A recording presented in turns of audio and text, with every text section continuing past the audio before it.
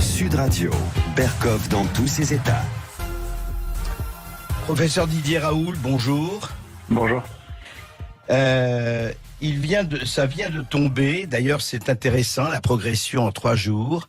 D'abord l'étude de Lancet, dont il aurait beaucoup à dire, effectivement.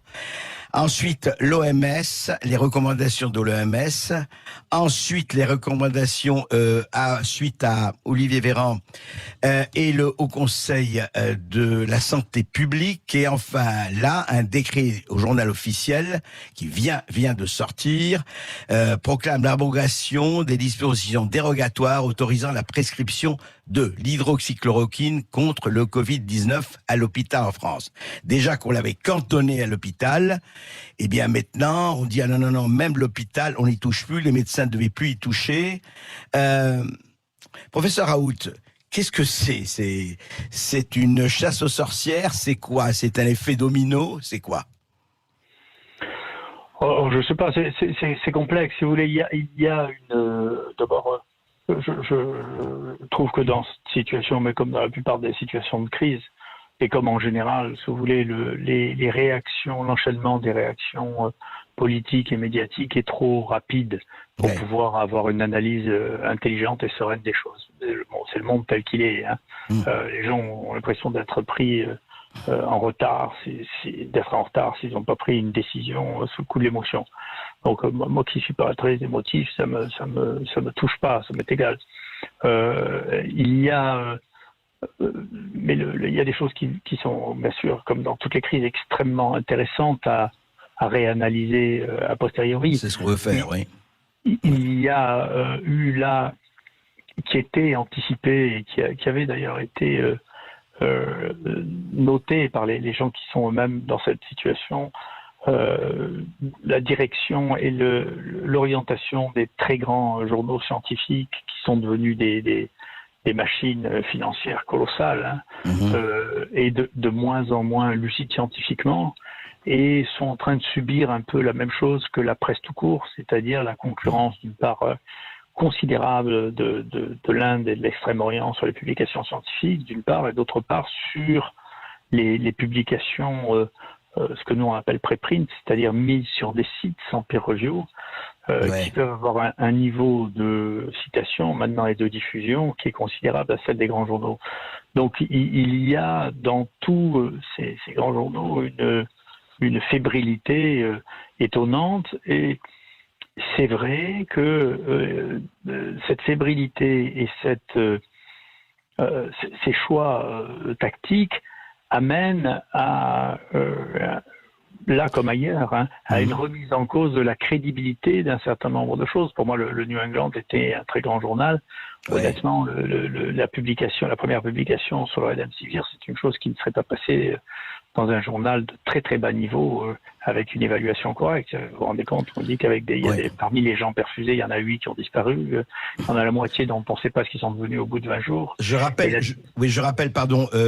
que le Remdesivir, c'était le médicament présenté par les laboratoires Gilead, et que l'OMS avait recommandé en mars, d'ailleurs. Il faut se rappeler, à un moment donné. Oui, sans qu'il y ait d'ailleurs à cette époque le moindre patient inclus. Donc c'était recommandé par l'OMS sans aucune expérience clinique.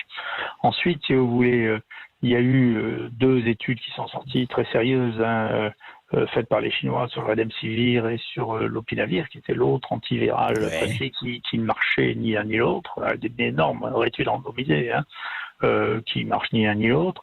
Et ensuite, c'est vrai qu'il existe un tri, voire une manipulation des données dans des grands journaux comme le Lancet ou British Medical Journal, qui sont inquiétantes. Je vais donner 2 exemples. Dans le British Medical Journal, il y avait un article qui avait été publié par un groupe chinois en préprint, où il y avait 2 paragraphes qui montraient qu'il y avait une efficacité supérieure de l'hydroxychloroquine sur le placebo.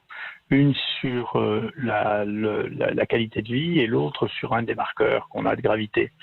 Et l'édition définitive qui a été publiée dans le British Medical Journal a fait sauter ces 2 paragraphes, qui ont disparu donc de la version finale. Carrément. La deuxième chose, c'est qu'il y a une publication qui a été faite par des Français, avec un méthodologiste qui est célèbre parce qu'il était célèbre dans l'histoire du Mediator, qui a refusé de tester le groupe dans lequel il y avait azithromycine et hydroxychloroquine, Oui, sur lequel il y avait bithérapie. 15, Oui. où il y avait 15 malades, 0 passage en réanimation, 0 mort. La différence pour n'importe quel étudiant qui est capable de faire de la statistique était significativement différente, mais l'équipe a refusé de l'évaluer parce que ça ne faisait pas partie des objectifs prioritaires. Or, c'est le papier qui a été le plus cité de tout le traitement au monde, cité plus de 900 fois dans la littérature, c'est le papier que nous avons fait sur azithromycine et hydroxychloroquine. Donc, si c'est de la négligence, c'est une négligence extrêmement coupable, ou c'est pire que ça. Donc, pareil pour le Lancet, moi j'ai été amené à retrouver un papier qui avait été aussi publié en préprint, dans lequel tous les rhumatologues du monde avaient été interrogés. Et donc tous ces rhumatologues du monde avaient été interrogés parce que vous savez que le plaquenil, c'est les rhumatologues qui l'utilisent pour une maladie qui s'appelle beaucoup la polyarthrite rhumatoïde du lupus depuis des années. Et donc ils ont collecté plus de 900 000 observations de gens traités par de l'hydroxychloroquine pendant plusieurs années. Et ils ont comparé ça à un groupe témoin de gens qui étaient traités par un sulfamide en comparaison avec 350 000 cas. On ne peut pas avoir une étude supérieure à ça. Eh bien, il n'y a aucun accident cardiaque supplémentaire chez les gens qui ont été traités par hydroxychloroquine chez 900 000 personnes. Et ce papier, moi je l'ai évalué, j'ai donné un avis favorable et il a été rejeté par le Lancet. Donc on a l'impression quand même que tout ce qui est favorable à l'hydroxychloroquine est rejeté et tout ce qui est défavorable est gardé. Quant à ce dernier papier du Lancet, je ne sais pas non plus. Il faut vous dire que j'ai été rédacteur en chef d'un certain nombre de journaux scientifiques et je fais partie de l'éditorial board de la plupart des journaux scientifiques qui parlent des maladies infectieuses. Donc je passe mon temps à reviewer et à choisir des papiers. Ce papier, je l'aurais rejeté immédiatement sans revue. C'est un papier dans lequel on vous dit qu'il y a 98 000 personnes qui ont été collectées et il n'y a pas un hôpital qui est cité comme ayant donné ces données. Donc il n'y a aucune source, aucune donnée vérifiable. Et il y a quelque chose qui est il y a deux choses qui sont extrêmement étonnantes dans ce papier. La première, c'est qu'il y a une figure sur laquelle on donne toutes les données caractéristiques des malades, c'est-à-dire leur âge, leur sexe, s'ils fument du tabac, s'ils sont obèses, s'ils ont du diabète, etc. Et ce qui est extraordinaire, ils disent qu'ils ont des patients de 5 continents, et si vous regardez ces données, elles sont toutes les mêmes pour les 5 continents. C'est-à-dire qu'il y a autant de tabagiques en Asie qu'en Afrique. Ce qui même proportion, vous voulez dire même proportion? Même proportion. C'est juste étrange. Il y a autant d'obèses en Afrique qu'en Amérique, autant de fumeurs en Chine qu'en Afrique. Vous savez, je ne le crois pas, ça, parce que comme médecin, je vois les malades, comme je suis allé dans ces pays, si vous voulez, ça n'est pas mon expérience. Donc je ne crois pas. Et comme c'est juste 4 médecins qui ne citent aucun médecin, qui ne remercient aucun médecin, aucun hôpital, je me demande si ça n'est pas entièrement construit informatiquement. C'est une véritable question. Avec du big data. C'est même, au début, je pensais que c'est du big data. Là, je pense que c'est rien, que c'est purement informatique. Je ne suis pas sûr que ça existe réellement. Et donc, ce que je vous dis est très sérieux. Et parce que je ne peux pas croire, voyez-vous, ici, nous, on a une série de 4000 cas qui vient d'être rejetée sans revue par le Lancet. Peu importe, on le publiera ailleurs, mais ça nous intéressait d'envoyer dans le Lancet d'abord pour voir ce qui se passe. 4000 personnes, on n'a aucun de ces accidents cardiaques, mais nous, chacun de ces malades ont été vus par quelqu'un de l'équipe qui signe l'article, vous voyez, qui est présent dans l'article et qui a approuvé l'article. Comment vous pouvez avoir 4000 malades d'un côté qui n'ont aucun accident cardiaque, d'accord, et comment vous pouvez avoir de l'autre côté 8% d'accidents cardiaques mortels?